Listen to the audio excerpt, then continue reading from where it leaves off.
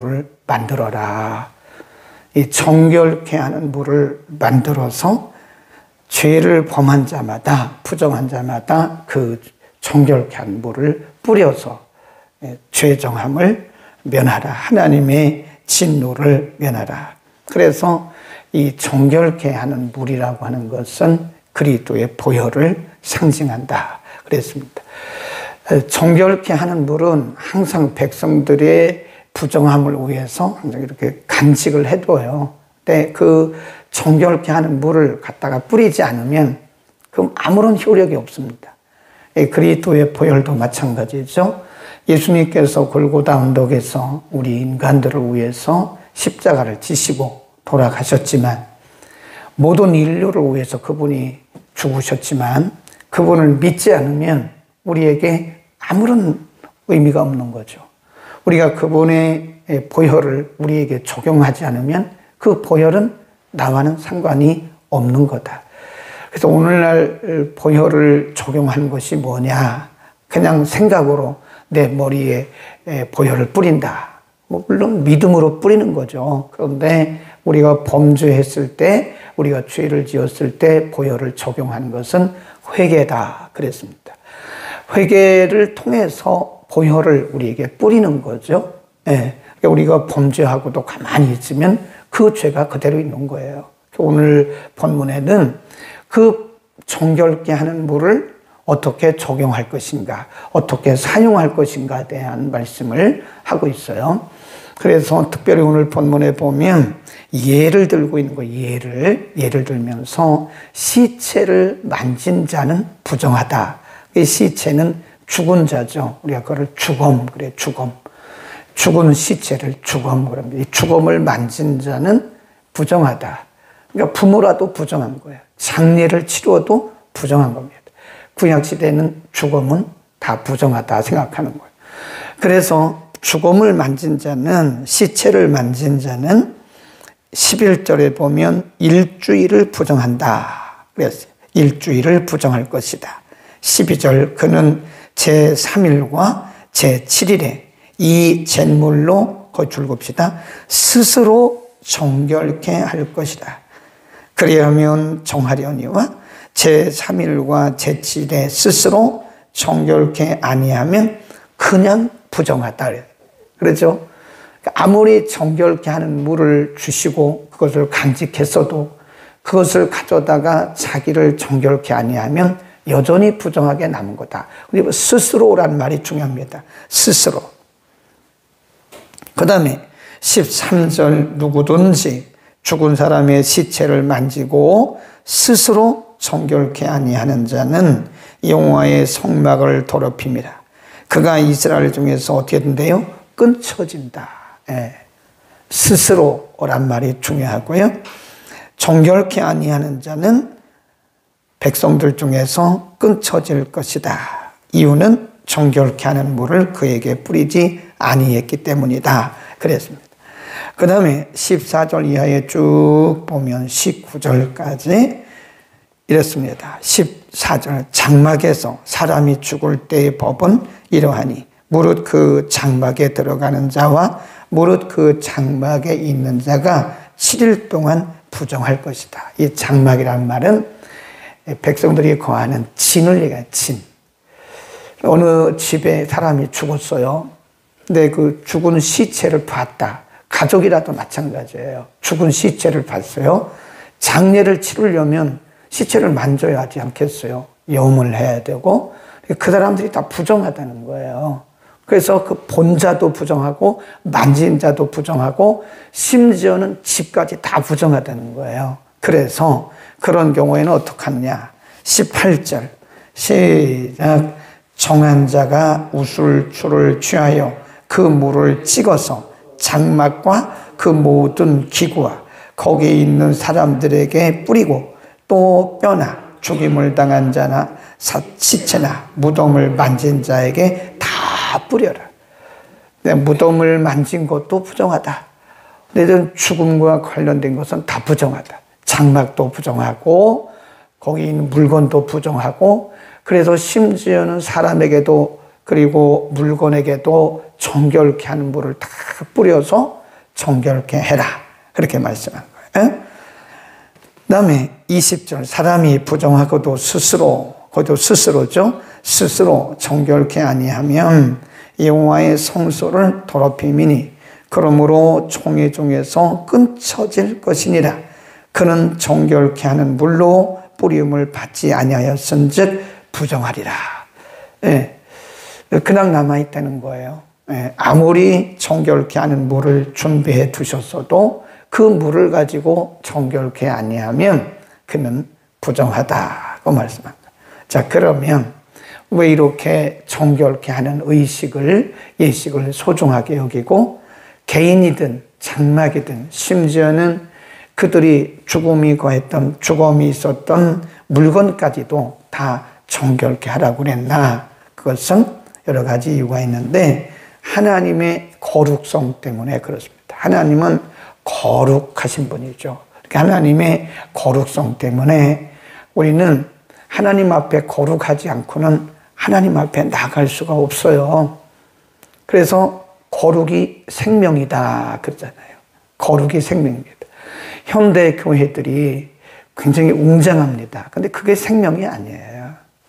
프로그램도 있고 뭐 시스템도 있고 사람들도 많고 아름다운 건물도 있습니다. 그건 생명이 아닙니다. 그건 본질이 아닙니다. 교회의 본질은 생명이에요. 그러나 써놓으세요. 교회의 본질은 생명이다. 교회의 생명은 거룩이다. 그렇게 써놓으면 됩니다. 교회의 본질은 생명이고 생명의 본질은 거룩이다. 말하자면 교회의 생명은 거룩에 있다. 그런 겁니다. 그러니까 현대 교회가 능력을 잃는 것은 거룩성을 상실했기 때문에 그렇습니다. 현대 성도들이 아는 것 많고 들은 것 많고 배운 것 많은데 옛날 성도들처럼 그렇게 초대교회 성도들처럼 능력이 없는 것은 뭐 때문에 그래요? 거룩성을 상실했기 때문에 그런 것이다.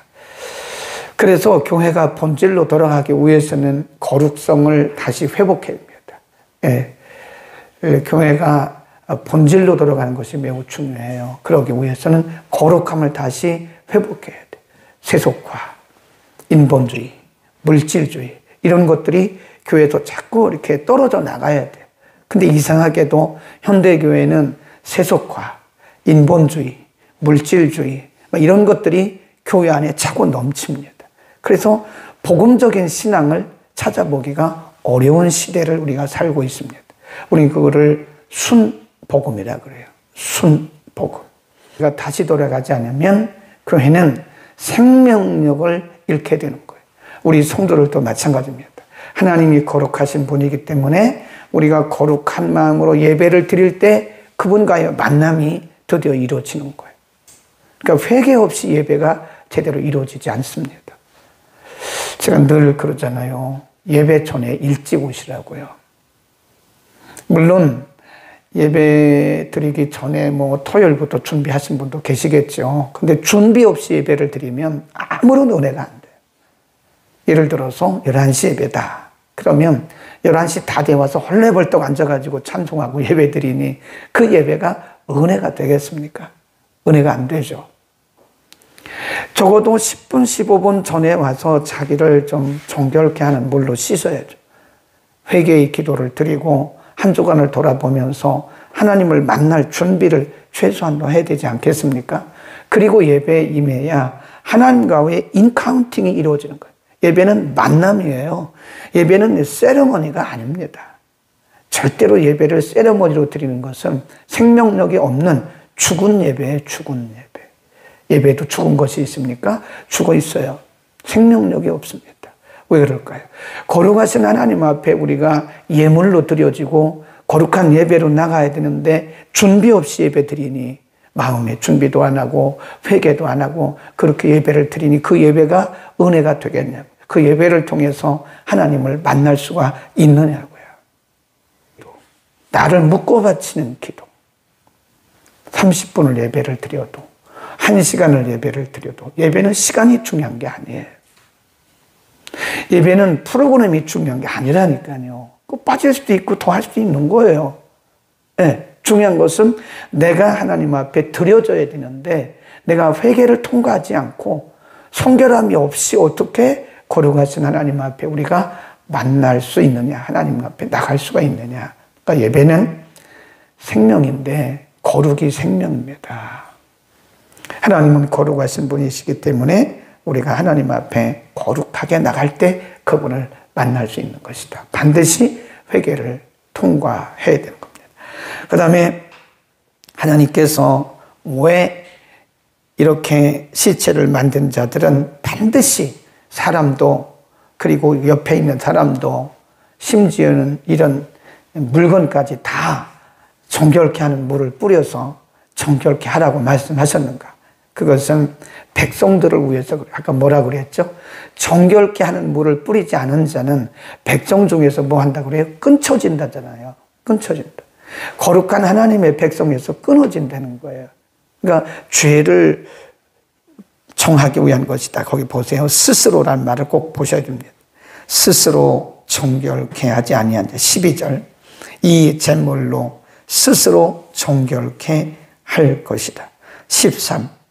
시체를 만지고도 스스로 정결케 아니하는 자는 여호와의 성막을 더럽힌 것이다. 스스로란 말을 20절도 또 합니다. 사람이 부정하고도 스스로 정결케 아니하면, 그러니까 이건 하나님과의 1대1의 관계예요. 죄의 문제는 부모가 대신해 줄 수도 없고 자식이 대신해 줄 수도 없어요. 그래서 본인의 죄는 본인이 하나님 앞에 회개하는 거예요. 물론 우리가 대신해 줄 수는 없어요. 대신 기도는 할 수 있지만 내가 대신 기도했다고 해서 그 사람의 죄가 용서받느냐? 여기 분명히 스스로라고, 스스로. 부정한 것을 만진 자 스스로가 정결케 하는 물을 뿌리지 아니하면 부정함 그대로 있다. 범죄한 우리 자신 스스로란 말을 3번 썼다라고 하는 것은 죄의 문제는 본인과 하나님과의 문제라고 하는 것을 꼭 기억하시기를 바랍니다.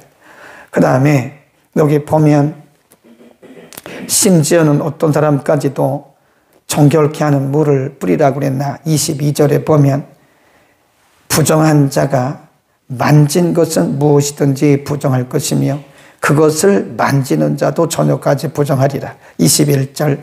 이는 그들의 영영한 율례니라. 정결케 하는 물을 뿌린 자는 그 옷을 빨 것이다. 그러니까 정결케 하는 물을 뿌린 자도 그 옷을 빨으라는 거예요. 네. 그러니까 얼마나 이 죄의 문제에 대해서는 철저하게 다루셨는지 우리가 알아야 되고요. 자, 여기 보면 지금 오늘 우리가 공부하고 있는 부분은 이스라엘 백성들 전체가 다 시체를 만진 건 아니에요. 네. 이 백성들 가운데 일부가 시체를 만졌어요. 그러면 일부를 데려다가 반드시 정결케 하는 물을 뿌려야 된다.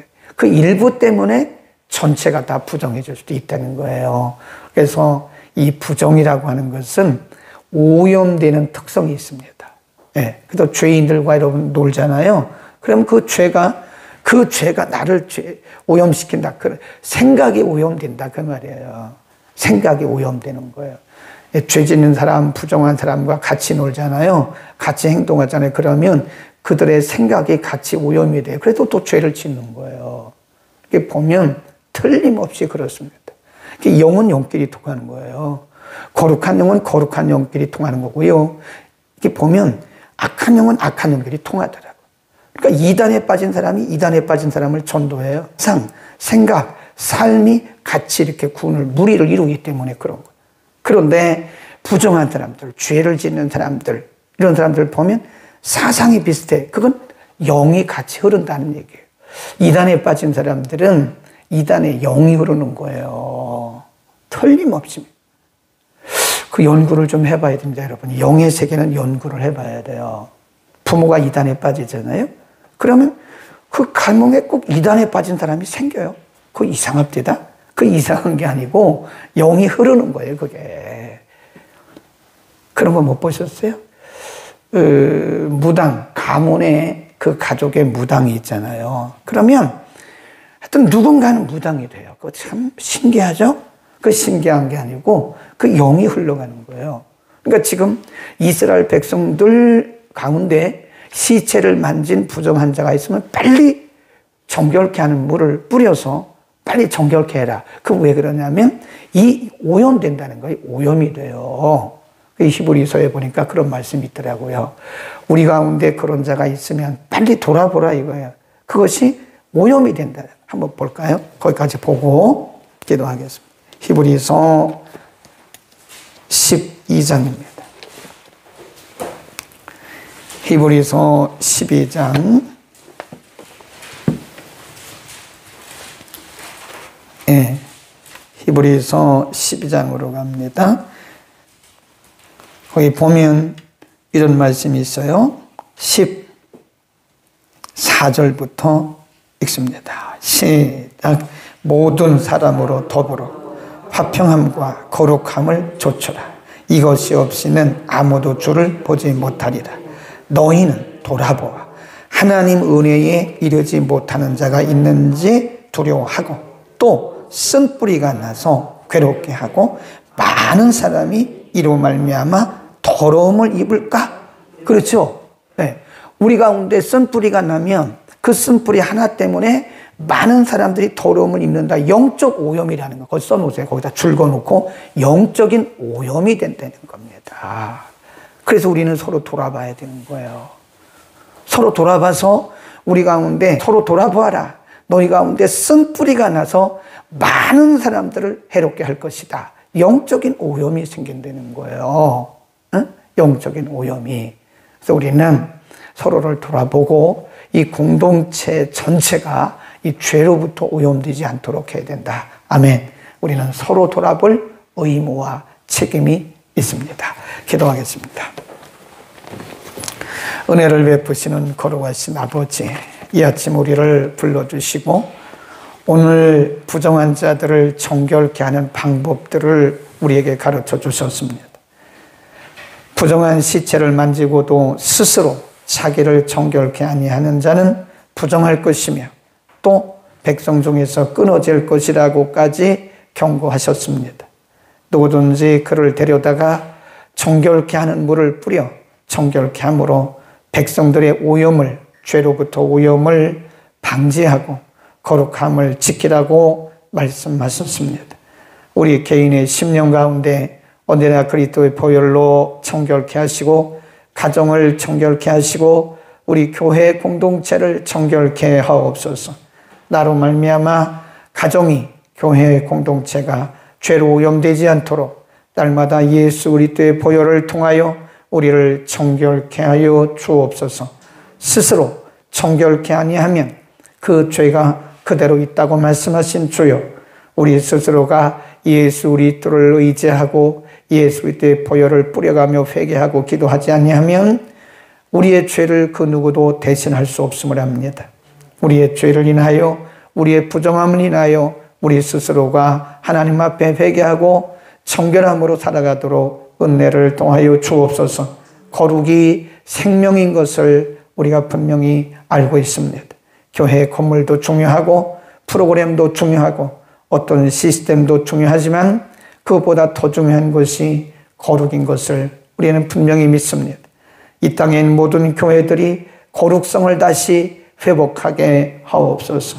우리도 거룩성을 회복하고 능력 있는 그리스도인으로 살게 하옵소서. 예수 그리스도의 이름으로 기도드립니다. 아멘.